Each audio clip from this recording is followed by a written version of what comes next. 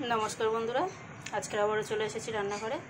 आज के आमी निये एसेछि एक सिम्पल एकदम चटपटा रेसिपि। तो सेटा होच्छे देखुन एखाने बेश किछुटा कुतरी नियेछि 300 ग्राम मतो। एखाने एरकम दु टुकरो करे करे केटे नियेछि सुंदर करे आगे परिष्कार करे धुए तारपरे एइभाবে एकदम कचि एटा एकदम दाना हयनि बुড়ো हयनि। तो दु टुकरो करे केटे निয়েছি। এখানে নিয়েছি একটা ডিম, ডিমটা একটু ফেটে গেছে। আর এখানে নিয়েছি একটা আলু, মাঝারি সাইজের একটা আলু এইভাবে কেটে লম্বা লম্বা করে। লঙ্কার জন্য ঝালের জন্য নিয়েছি এখানে লঙ্কা 4-5টা আর নিয়েছি ছোট ছোট দুটো পেঁয়াজ।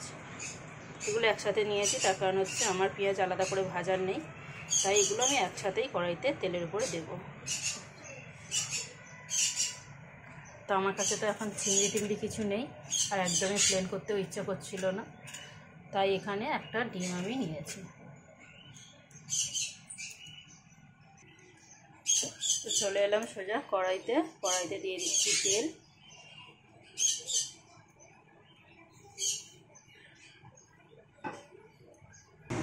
এখানে তেলটা গরম হয়ে গেছে, আমি এখন দিয়ে দিচ্ছি এখানে সব রকম যে সবজিগুলো কেটে রেখেছিলাম সেই সবজিগুলো। এখানে কোনো রকম ফোড়ন টোড়ন কিছু দিলাম না, আপনারা চাইলে একটু কালো দিয়ে দিতে পারেন। এখন আর কোনো কাজ নেই, শুধু একটু নাড়াচাড়া করে করে ঢাকা দিয়ে আমি ভেজে নেব। আর নুনটা এখন দেবো না, কিছুটা ভেজে নিই তারপরে নুন দেবো।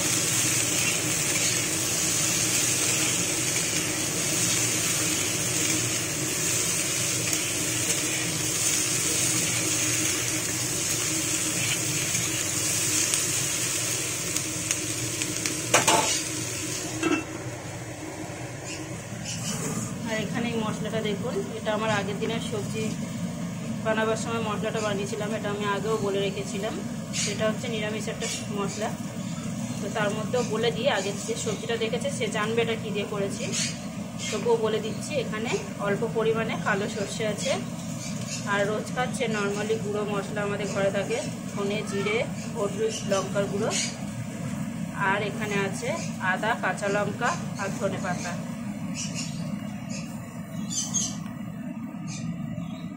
সেটা দিয়ে আমি মশলাটা এখানে করেছি।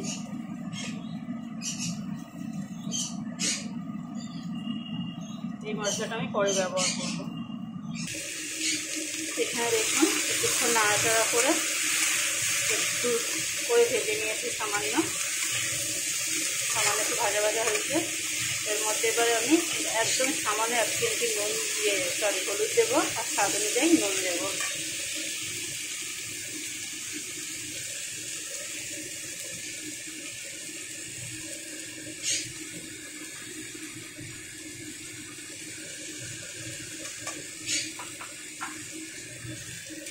আমার এই বাটা মশলাটার মধ্যে সব রকমের মশলা আছে, তাই অতিরিক্ত কিছু মশলা দিলাম না।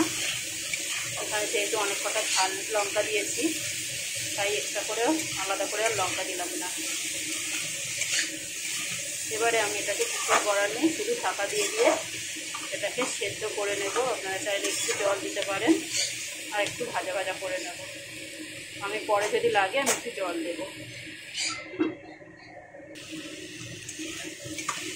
দেখুন বন্ধুরা, আলু কুচুটা কিন্তু সেদ্ধ হয়ে গেছে। আমি কিন্তু লাস্টে সামান্য একটু জল দিয়েছিলাম, একদম সামান্য বলতে হাফ কাপের থেকেও অনেক কম। যেহেতু কুচুটা একটু শক্ত হয়, সেদ্ধ হতে সময় লাগে, তাই তাড়াহুড়ো করে সেদ্ধ করার জন্য একটু সামান্য জল দিয়েছিলাম।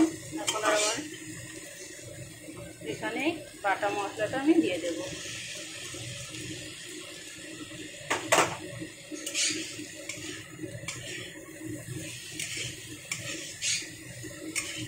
বাটা মশলাটা দেওয়ার পরে কিছুক্ষণ নাড়াচাড়া করে একটু কষিয়ে নেব, তারপরে আমি দিয়ে দেবো এর মধ্যে কাঁচা ডিমটা ভেঙে।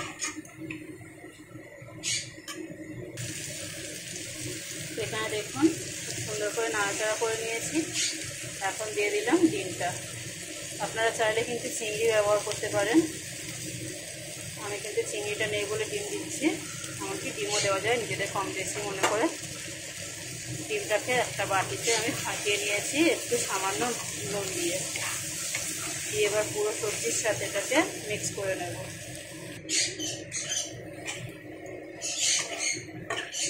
দেখুন কত সুন্দর করে নাড়াচাড়া করে নিয়েছি। আমি কিন্তু আরও কিছুক্ষণ একটু ঢাকা দিয়ে দেব। তারপরে নামাবার আগে আমি একটু কাঁচা ধনেপাতা দিয়ে দেবো। তো দেখুন বন্ধুরা, আমি একটু ঢাকাটা খুলে দিয়েছি। কত সুন্দর লাগছে। আপনারা কিন্তু এটা ভাত, রুটি, পরোটা যে কোনো জিনিসের সাথে খেতে পারেন। আর ছাড়া ভাতের সাথে একটু শুকনো শাকনা দিয়ে খেতে ভালোবাসে তাদের জন্য তো একদম বেস্ট। এখন দিয়ে দিলাম সামান্য একটু ধনেপাতা। ধনেপাতাটা দিতে পারেন, নাও দিতে পারেন, কারণ যে মশলাটা বাটা মশলাটা দিয়েছিলাম ওর মধ্যে কিন্তু আমার ধনেপাতা ছিল।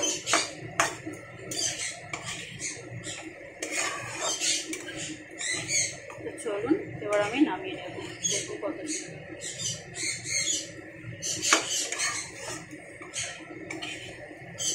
এখন আমি এটাকে নামিয়ে দেখাচ্ছি।